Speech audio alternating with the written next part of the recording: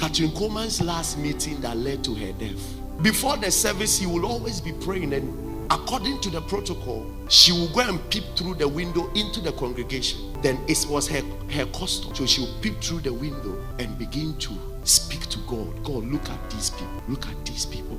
You must heal them. But not knowing her last meeting, she was having a heart attack. Because God told her to retire at a particular time.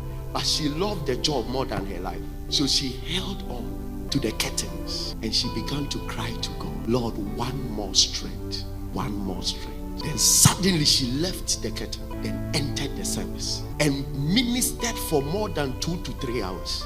Healed the cripples, healed, ministered powerfully. Then when she walked into the office, the protocol followed her and she fell down and collapsed. Moved her to the hospital and she didn't talk again. And they called Oral Robert to come. When Oral Robert got there to pray for her, Catherine Coleman signaled to Oral Robert that he shouldn't pray.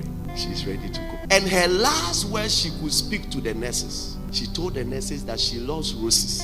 So all that she's asking for is that the angels of the Lord will come with roses to come and pick her soul. When she stopped Oral Robert from praying for her, after a short while, the whole hospital, all floors, began to smell like roses. They rushed to her room. She was gone. How people ended.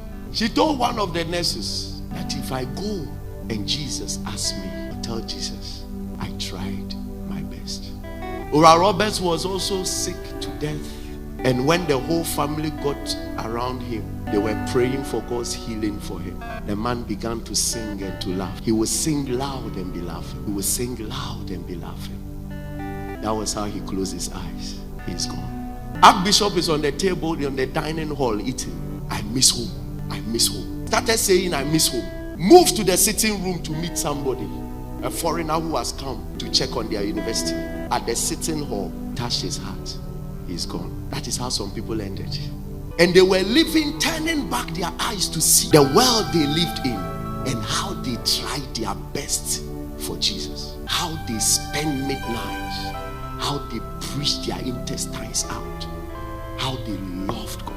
They tried their best and they left. The expected end of David was on the throne. If he had stayed in the wilderness all his life, that would have been a disappointment. The expected end of Joseph was on the throne. It's not enough to have your plan. You must end in God's expectation. That's why Jesus came and said, my meat and my drink is to do the will of the Lord and to finish it. I must finish it. I must get to the end. I must finish it. We shall not have people like Elijah among us who will cry to God and say, I'm tired. Am I better than my fathers? I'm tired. And this man declared his end promptly. And God has to choose 3 people in his place. For a man to leave, God has to quickly find 3 people. Do you know what your disappointment can do to God? When you choose not to be who you have to be. And God said, anoint these 3. Jehu, Hazael, Elisha. And the man didn't even finish his assignment of anointing people to replace him. It has to take Elisha. Just anointed Elisha.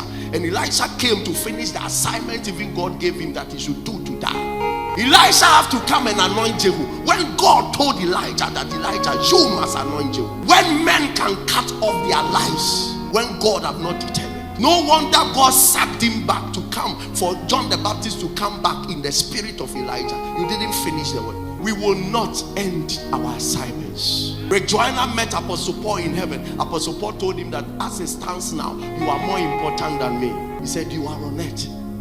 You can make changes. You can fulfill the will of God.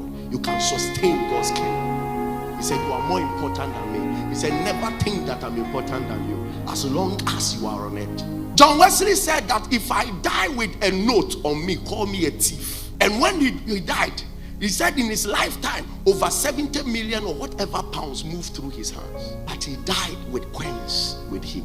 Expected end. Came for souls.